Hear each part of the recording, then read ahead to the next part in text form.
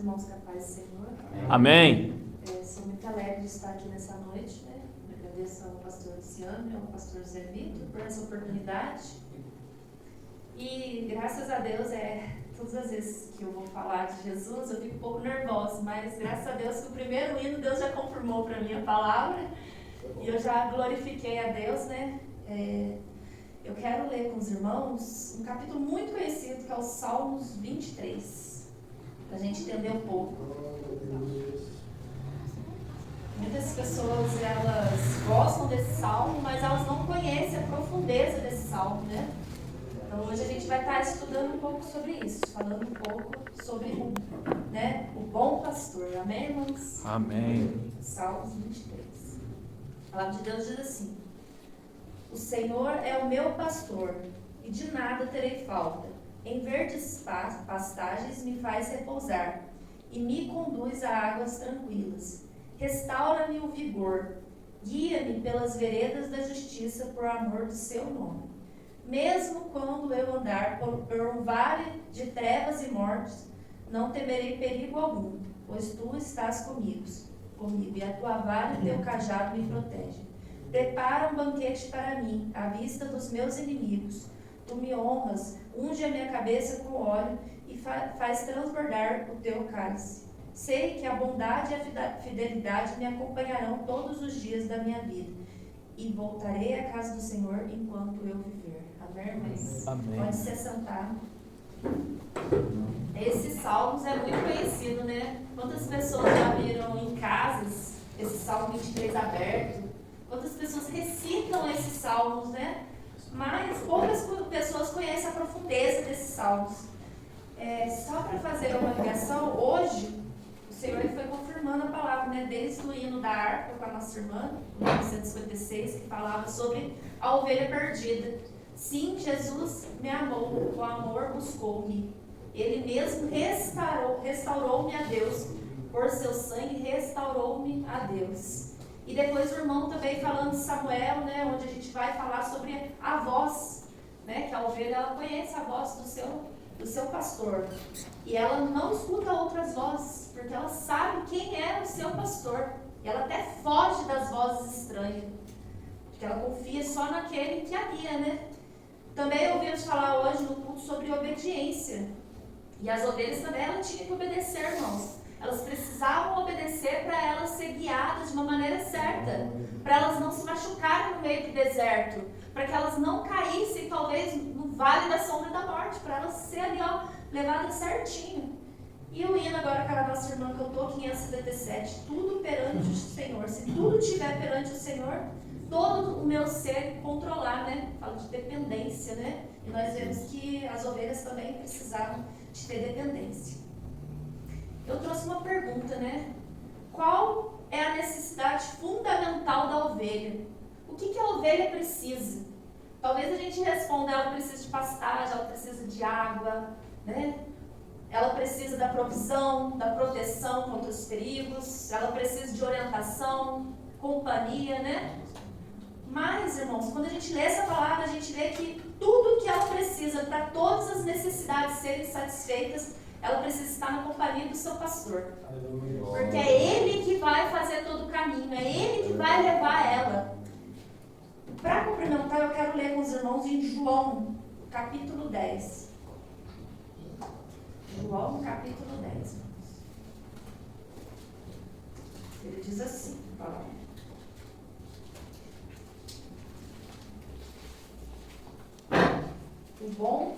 O pastor e o seu rebanho, a partir do versículo 2. Aquele que entra pela porta é o pastor das ovelhas. O porteiro abre-lhe a porta e as ovelhas ouvem a sua voz. Ele chama as suas ovelhas pelo nome e as leva para fora. Depois de conduzir para fora todas as suas ovelhas, vai adiante delas e elas o seguem porque conhecem a sua voz.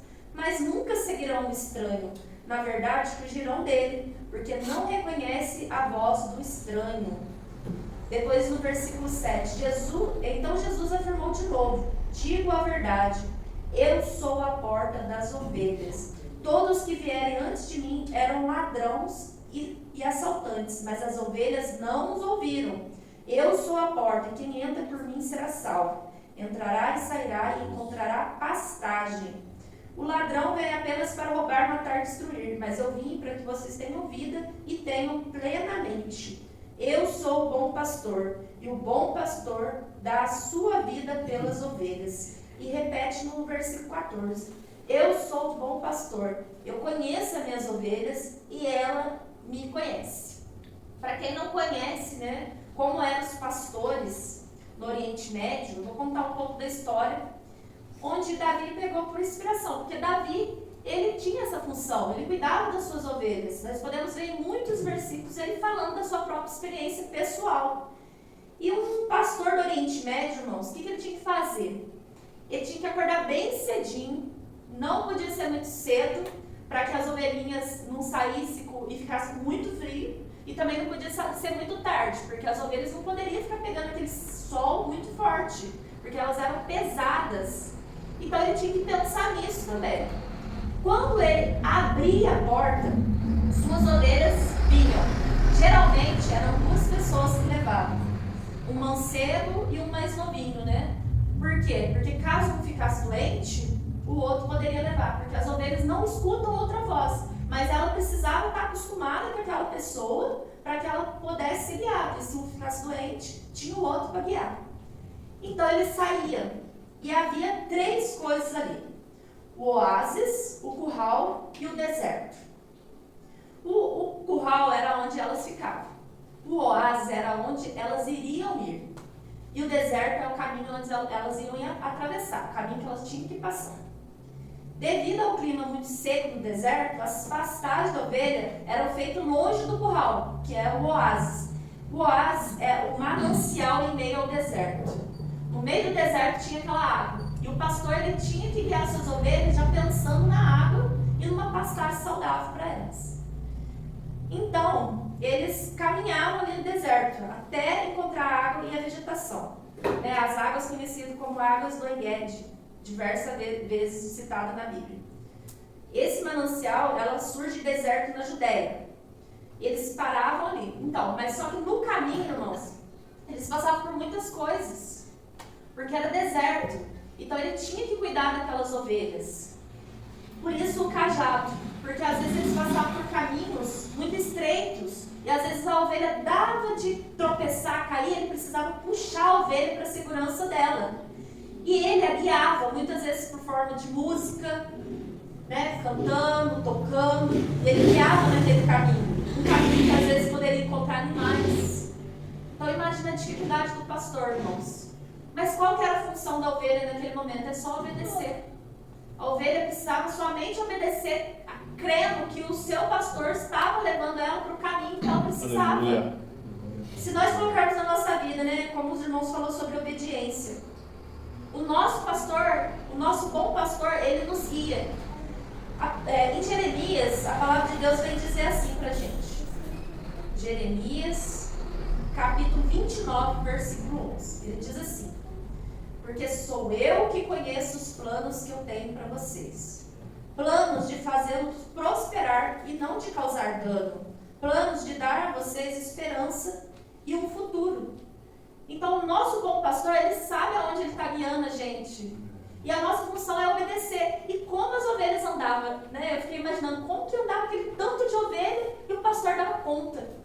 Mas eu estava vendo os vídeos, irmãos, eles andando enfileiradinho. E a ovelha não foi feita para andar sozinha, porque a ovelha é medrosa, então ela tinha que estar no meio do bando. Ela tinha que estar todas juntas ali sendo guiadas pelo pastor. A ovelha, ela é muito medrosa, por isso que na passagem de Salmo 23, ele diz assim, ó, guia-me pelas águas tranquilas. Porque ela tem medo, às vezes, até da própria sombra dela. Ela tem medo de ser caçada, ela tem medo das feras, mas ela sabe que se ela tiver com o bom pastor, nem que for para ele pegar a água nas mãos e sustentar ela, não vai faltar, irmãos. Voltando em Jeremias, né? Então, os planos que o Senhor tem pra gente, às vezes a gente não entende esse plano. Mas nós, como ovelhas, nós temos que crer que o nosso pastor, ele tem uma visão ó, melhor das coisas do futuro. Ele sabe aonde ele vai encaminhar a gente. E quando ele fala assim, ó, planos de fazê-lo prosperar, né? Muitas pessoas acham que essa prosperidade é financeira, mas não, irmãos. Ele fala também de prosperar na medida certa também. Uma vez o nosso irmão, o pastor Luciano, ele pregou sobre isso na nossa igreja e ele falou 3 argumentos. Que a prosperidade da Bíblia é a porção na medida certa, é o equilíbrio e a dependência de Deus diária. Aleluia. Não é o valor que você ganha, mas é você poder viver na dependência de Deus, tendo paz no meio das aflições. Quando a gente lê aqui em 2 Samuel, capítulo 6, versículo 12 nós vemos que, e disseram ao rei Davi, o Senhor tem abençoado a família de Obed-Edom e tudo o que ele possui, por causa da arca de Deus. O Senhor, ele abençoava, a bênção era por cima do que eles já tinham. Então o Senhor, ele nos abençoa naquilo que nós já temos. O Senhor nos abençoa naquilo que nós precisamos. E nós lendo o Salmos 23, nós vemos que não deixava faltar pastagem. Em verdes pastagens me faz repousar, me conduz às águas tranquilas. Quando nós lemos o Antigo Testamento, nós vemos também, irmãos, que aquele povo andando em meio ao deserto, e o Senhor não deixou faltar para eles nem alimento, nem água, como nosso irmão disse, Jesus, né? maravilhoso. As sandálias, elas cresciam nos pés, eram as necessidades, o Senhor não deixava faltar as necessidades. Em Êxodo, capítulo 15, no versículo 26, está escrito assim, se vocês derem atenção ao Senhor, o seu Deus, e fizerem o que ele aprova, se derem ouvido aos mandamentos e obedecerem todos os seus decretos, não trarei sobre vocês nenhuma das doenças que eu trouxe sobre os egípcios, pois eu sou o Senhor que os cura. E logo após o capítulo 16, ele já fala sobre o maná. No versículo 4, diz porém o Senhor a Moisés, eu lhes farei chover pão do céu, e o povo sairá e recolherá diariamente a porção necessária para aquele dia. Todos os dias eles iriam sair, igual as ovelhas, irmãos, que saem do curral atrás do seu alimento. Todos os dias eles também fariam isso. Eles sairiam e lá estaria o alimento para eles, o maná de todos os dias. Não ia faltar para eles, né? Deus guardou aquele povo, Deus guarda nós também. Aqui no Êxodo 15 ele também fala sobre fontes de água no meio do deserto, palmeiras, né? Lugares de descanso também que o Senhor nos dá. Continuando, irmãos, no Salmos 23, né? Glória a Deus. Logo após as pastagens, o repouso nas pastagens, conduzir as águas tranquilas, ele fala, restaura o meu vigor. Logo após o alimento e as águas, né? Na Bíblia a gente escuta muito falar sobre água, irmão. E a água, ela vem um símbolo do Espírito Santo, né? De não faltar o Espírito Santo nas nossas vidas, né? Águas de descanso. Águas que correm nos rios de Deus. Mananciais, né? Para nossa alma. Que vem para nos curar. Que vem para nos restaurar. Em Isaías, capítulo 40, versículo 31, ele diz assim, mas aqueles que esperam no Senhor renovam as suas forças, voam alto como as águias, correm e não ficam exaustos, andam e não se cansam. Mas os que esperam no Senhor, irmãos, andando com o bom pastor, porque ele sabe que com o bom pastor vai vir os inimigos, mas o bom pastor não vai deixar que esse mal chegue até ele. Ele vai estar caminhando e talvez ele até tropece, mas ele não vai cair, porque o bom pastor vai lá ajudar. Aleluia. Glória a Deus. Vai lá puxar com o seu cajado. Jesus. Nós na caminhada somos a mesma coisa, irmãos. A gente está caminhando e muitas vezes parece que a gente vai ficar cansado, mas o Senhor ele vem nos dar vigor novamente. Amém. Assim como as águias. Para quem não conhece, irmãos, as águias, quando elas chegam em certo tempo da vida delas, ela precisa arrancar as unhas, as penas e renovar. E nós também, irmãos, a gente às vezes está caminhando e a gente começa a carregar bagagem na nossa vida, coisas que a gente não precisa carregar. E o Senhor ele nos chama todos os dias, ó, tira tudo isso. Eu sou um bom pastor, eu já estou te guiando, é só você ir, levanta, vamos, eu te dou pastagem, eu te dou água, eu te dou alimento, eu te protejo. Você não precisa carregar isso. uma coisa muito interessante, irmãos.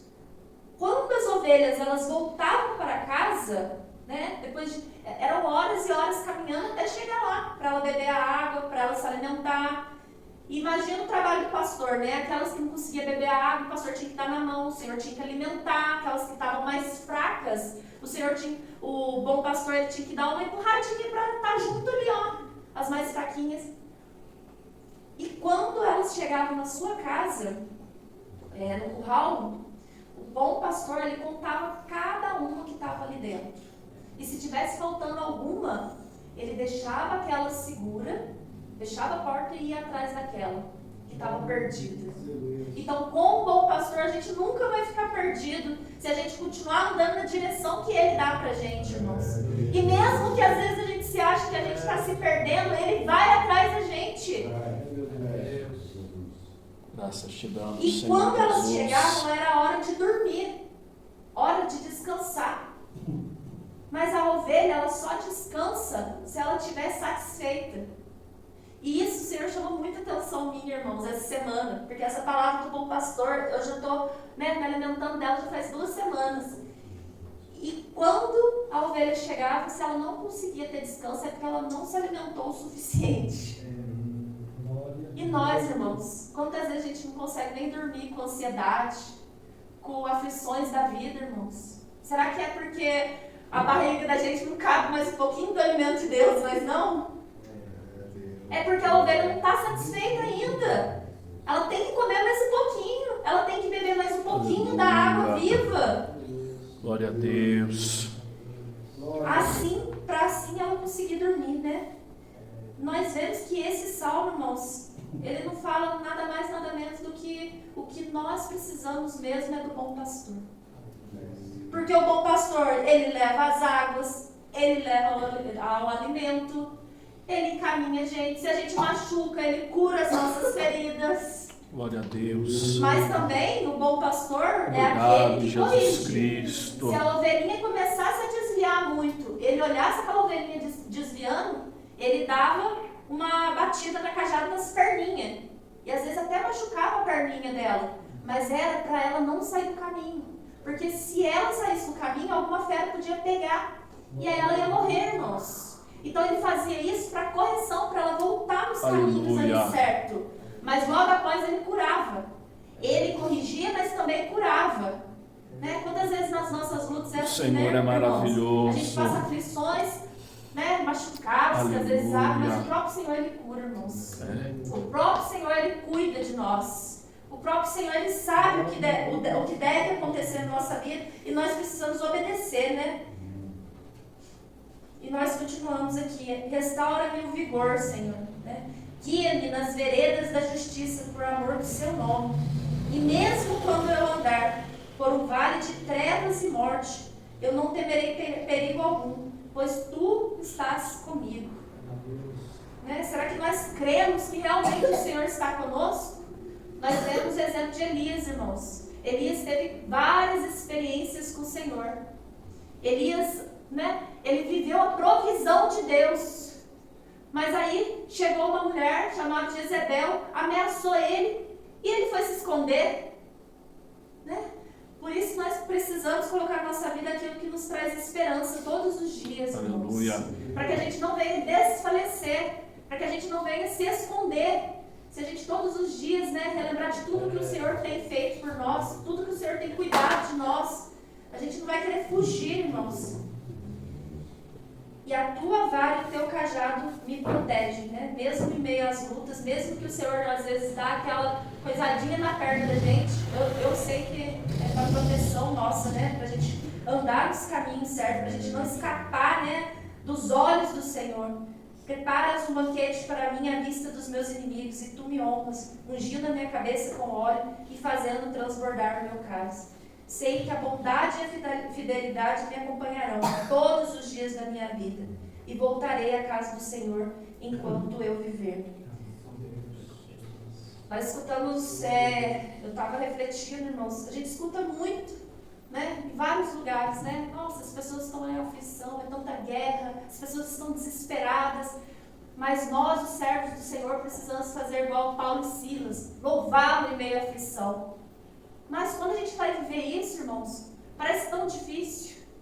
A gente sabe qual que o que a gente precisa fazer para a gente ter a nossa vitória. Mas por que é tão difícil o nosso dia a dia? Porque nós precisamos todos os dias colocar o Senhor na nossa vida e saber que nós somos dependentes dele. Se a gente guardar no nosso coração que nós temos o bom pastor e que ele está guiando, que ele está alimentando, talvez a gente não caia em tantas ciladas, irmãos. Né? Nós vemos que hoje o inimigo ele tem colocado muitas coisas, muitas setas nas mentes das pessoas. É ali que ele está vencendo. Né? Porque as pessoas elas tendem a desfalecer, pensar coisas ruins. Mas o Senhor ele traz essa palavra para nos lembrar que é Ele que guia. Mesmo no meio do deserto, há oásis, né? Mesmo no meio do deserto vai ter mananciais, vai ter água. Mesmo no meio do deserto vai chegar a provisão. Eu não sei o deserto da sua vida, irmãos, mas creia que o Senhor ele vai dar a provisão, Amém, ele vai nos ajudar. Jesus.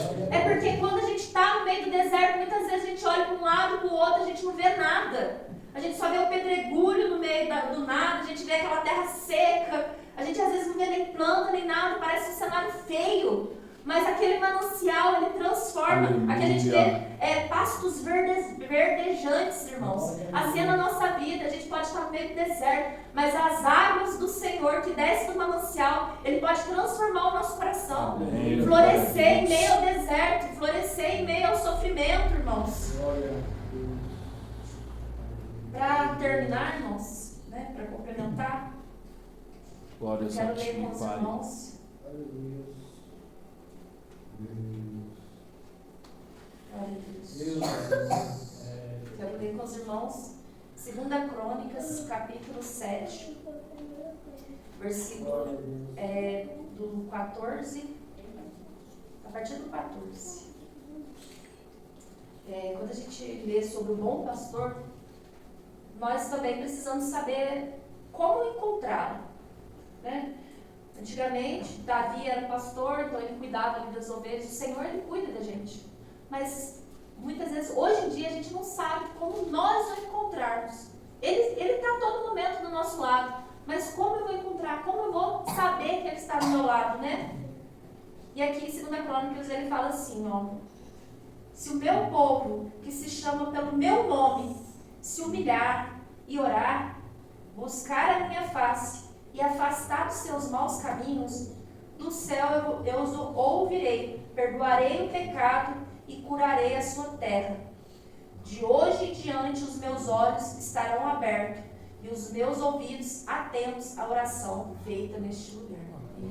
Então, nos dias de aflições, irmãos, nós temos que colocar no nosso coração que nós temos o bom pastor que cuida de nós, que não vai deixar a gente desfalecer, que mesmo que a gente ache que não tem solução, ele é a própria solução. Mesmo que a gente ache que esse deserto não vai acabar, ele é o que nos mostra ali o final do deserto. E se o deserto não acabar, irmãos, não chegar ao fim, né, na hora que às vezes a gente espera, mesmo assim, no meio do deserto ele manda maná. No meio do deserto ele nos encaminha mananciais.